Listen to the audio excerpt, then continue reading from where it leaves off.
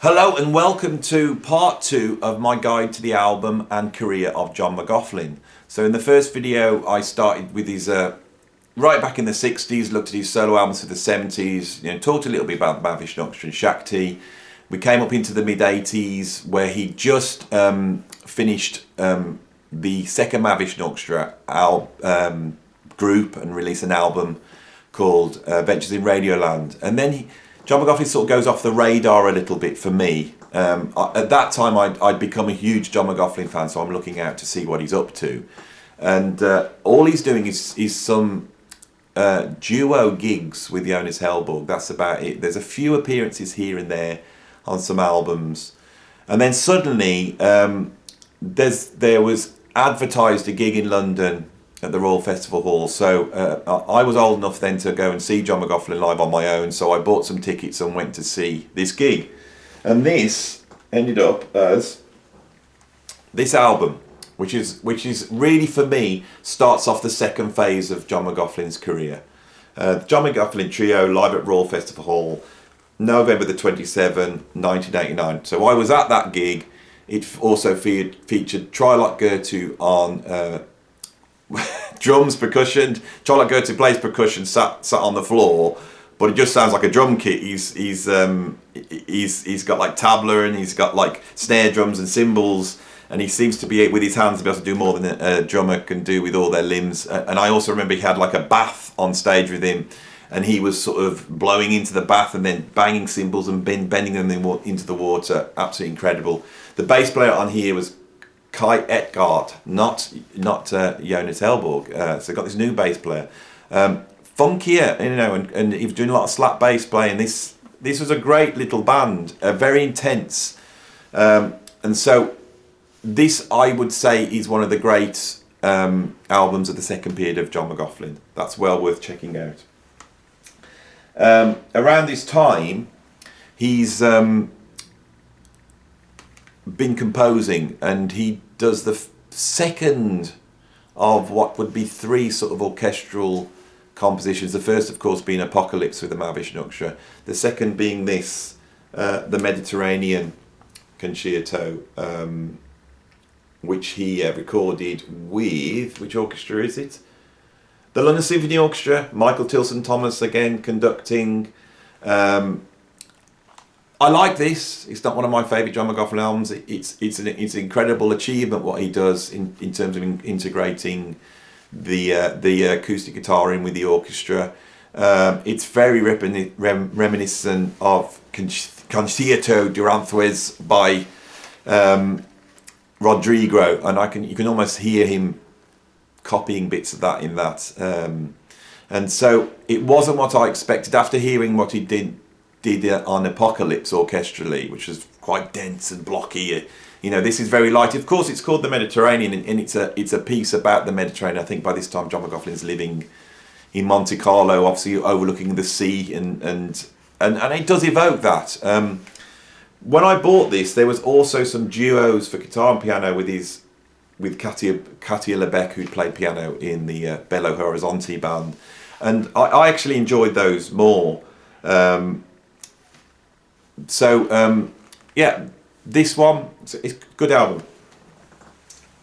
They follow that up with the second guitar trio album, and this is sort of almost like the first studio album we've had in 1991. This is the first studio album we've had since, under his own name as a solo artist, since Music Spoken Here, which is almost like 10 years before. You've had the 2 Mavish new albums in between as well. So I got this sort of with bated breath and took it home, and this is a really great album. This has got Dominic Di Piazza on bass, and I went and saw this live as well. He's an incredible bass player, almost like a flamenco guitarist on bass. But the feel of the band is different with Dominic Di Piazza. Kai Etgard's more funkier, and this is more ethereal, floating, a lot more European sounding, but it's still pretty intense. John McLaughlin's using the Photon guitar synthesizer more on this album, but it's a good album. It's a great album. He then does this. Time Remembered, which is with a sort of acoustic guitar quartet, and he's arranged Bill Evans' music for acoustic guitar. Again, very pretty, very beautiful. And this is what you find with the early second phase of John McLaughlin. If you're going there for the intensity of the Mavish structure, it's just not there. He's making very impressionistic, pretty music at this point. And especially with this album, I wanted a little bit more bite from him, and it's not there.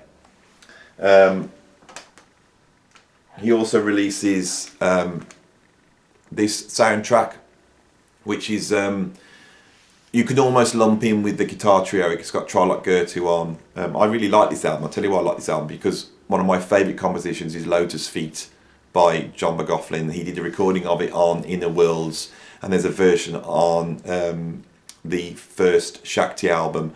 And for me, both of those versions don't really bring out the beauty of that tune. He nails that on here. So this, I do like this album. It's why I got it for the version of Lotus Feet. But there's some really interesting stuff on here, because he's not trying to make a big statement artistically. He's trying to score a film. When you hear John McLaughlin doing something else, which is quite interesting. But again, very pretty, very beautiful. You know, what we're waiting at this time is for John McLaughlin to plug the electric guitar back in. You know, this is the thing with John.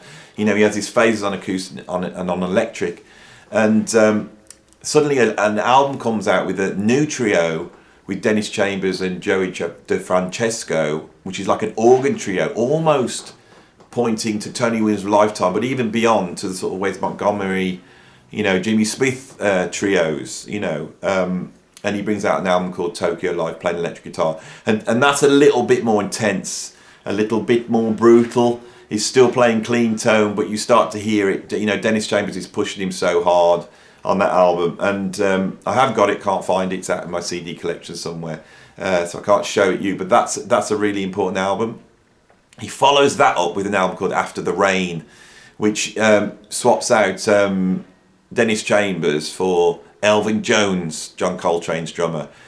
I love that album. I think it's really fantastic to hear John McLaughlin playing with Elvin Jones, because John McLaughlin is such a Coltrane-based player.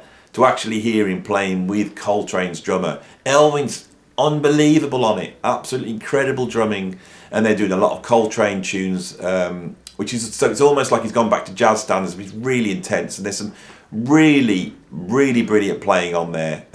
If you're a jazzer and you want to hear John McLaughlin really playing some jazz, then check out After the Rain. He's back on electric guitar, and then suddenly he brings out this album called The Promise. Now, The Promise to me is a bit like Electric Guitarist. He gets all his friends in, and they all form bands which point to things he's done in the past in a funny way. So he does some recordings with Jeff Beck, which are very reminiscent, almost pointing back to his London period. You've got the guitar trio. You've got the almost like a Shakti. This is the album. I'll have to show you the back there. I'll tell you why, because my dog ripped the cover off, and so I've still got this bit, and you can see there's a big bite here with the plastic, and my dog went and bought it. But there's a track on here called Jazz Jungle, and Jazz Jungle's got Dennis Chambers on it. It's got Michael Brecker on it. I think it's James Genus on bass.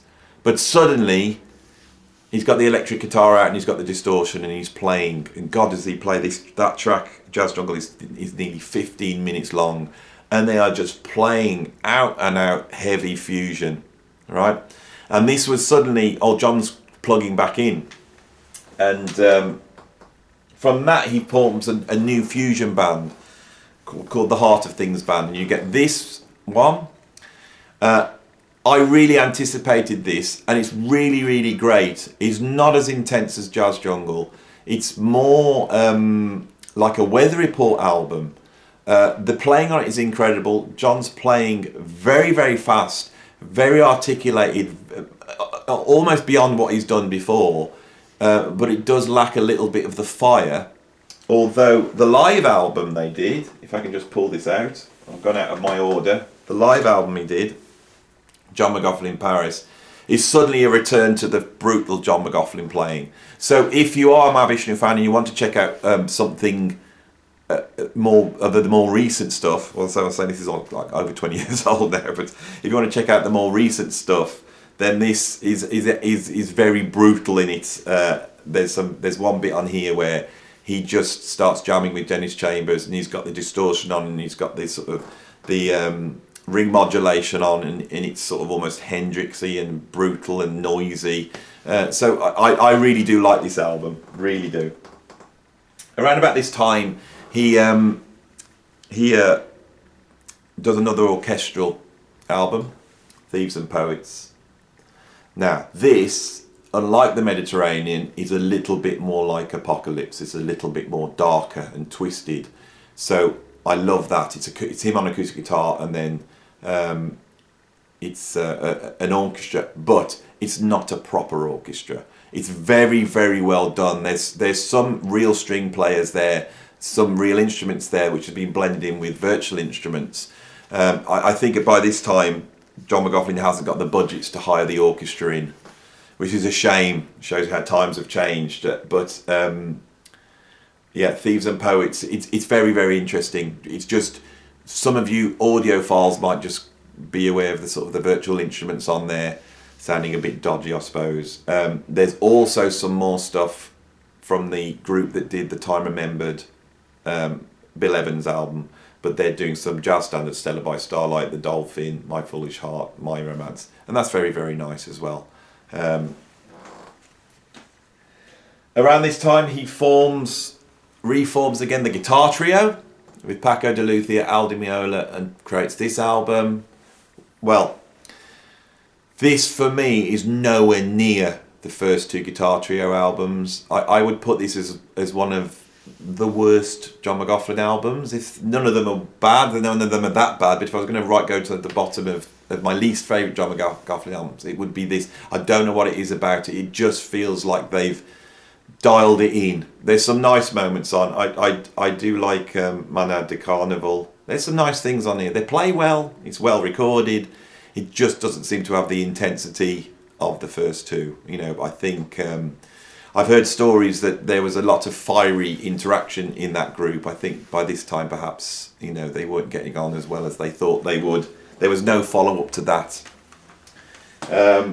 Following on from the Heart of Things band and then The Promise, he produces another all-stars group, but this has got Mark Mondazia on drums, Gary Husband, and we see the beginnings of the formation of the group that he's going to stay with until, you know, right up till now.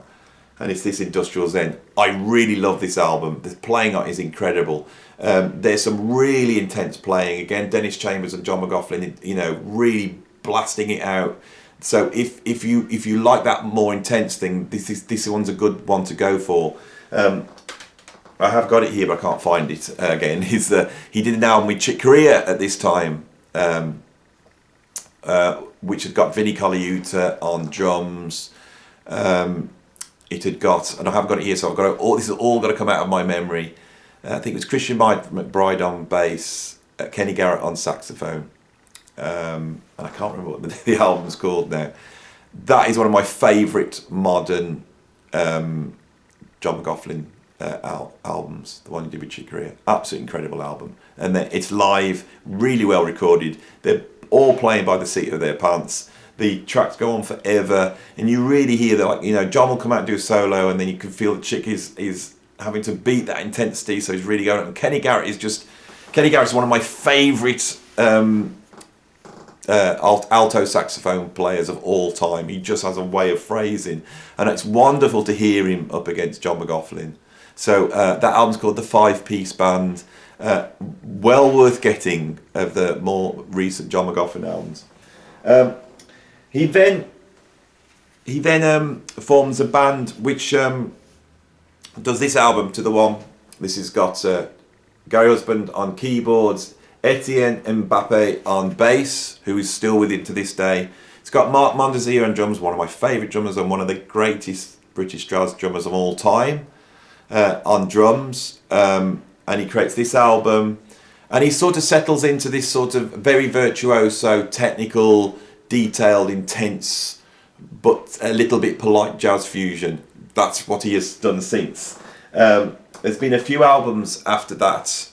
He goes to India and does an album called Floating Point, which I think is a very important album. He goes back there with a lot greater knowledge of how to fuse Indian music and jazz, and also the Indian musicians that he meets this time are much more aware of jazz fusion, and there's some really incredible stuff on there where you've sort of got really intense sort of funky jazz fusion rhythm section with a sitar or Indian flute player playing over the top, where John's matched the modes against the ragas of Indian music. I find that album really, really interesting. There's a DVD that goes with it, and he picks up a drummer called Ranjab Barrow, who has stayed with him since, and they've recorded a number of studio albums and a number of live albums. I'm not going to go all the way into those albums here, but because they're recent enough for me to still be pondering over. But there's one called Now Hear This, and there's one called Black Lights. Black Lights really great. They did a live album at Ronnie Scott's, which was interesting because suddenly he was doing versions of Mahavishnu tracks, which he never did. After the Mahavishnu Orchestra, often live, he would play tunes off other albums, but not the Mahavishnu. And more recently, he's done an album with Jimmy Herring live in San Francisco, which really goes back to the Mahavishnu legacy, which he's done on his own terms. It's very strange in that he's almost got two bands playing the material together, and he takes those songs at a much slower speed. It's a little bit less intense, but it's interesting that he's gone back to that. And throughout this, he's often been collaborating with a singer called Shankar Mahavardin, I think, and his most recent album is a collaborative album with him, which is interesting because he on that album the sort of virtuoso guitar playing has disappeared. He's playing a lot more ethereally. So that brings us right up to date with John McLaughlin. So for those of you who want to, step in outside the Mahavishnu Orchestra, you're coming to John, I would say, going right back to the beginning, the first three albums are essential, if you really want to understand the Mahavishnu Orchestra. So that would be Extrapolation, Devotion, and Mike's Goals Beyond. And you need to get all three because they're so different. The Shakti albums are essential, I think. If you like his 70s guitar playing, get Electric Guitarist. That's very important. If you're a fan of his sort of acoustic guitar playing, get the two guitar trio albums, San Francisco and Passion, Grace and Fire. It then gets a little bit patchy. You might not want to check out the Belo Horizonte band. You might not want to check out the 80s Mahavishnu Orchestra. Not straight away anyway. When he returns with the Royal Festival Hall, that's a great album. That trio is great, and you slowly see him moving towards becoming more electric. If you want to check the electric albums out, I would go for, again, this one, Live in Paris. I would go for Industrial Zen. I would go for The Promise. And then of the more recent groups, I would probably go for Black Light because it's the most developed of the albums. To the one you can still hear him trying to find the sound of this new band, and Floating Point's an important album to get. Those would be the albums. I hope that's been some help for those of you who want to sort of tackle this huge career of one of the greatest musicians of all time, definitely one of the greatest British musicians of all time, and definitely one of the greatest guitarists of all time. I still want to tackle Tony Williams, which I will be doing tomorrow with Pete Pardo, Sea of Tranquility. We're going to be talking about the 70s Tony Williams albums, and I'm going to do something on the electric albums of Miles Davis from sort of In a Silent Way to him sort of disappearing from view in 1975. I'm also thinking of doing something on the 80s Miles Davis albums as well, because I think they get overlooked a little bit. So that's what's coming up next. Thanks for watching. If you like what I'm doing, like and subscribe. But more importantly, drop something in the comments. Let's have a chat. I really do enjoy that. And hopefully I'll be seeing you all soon. Goodbye.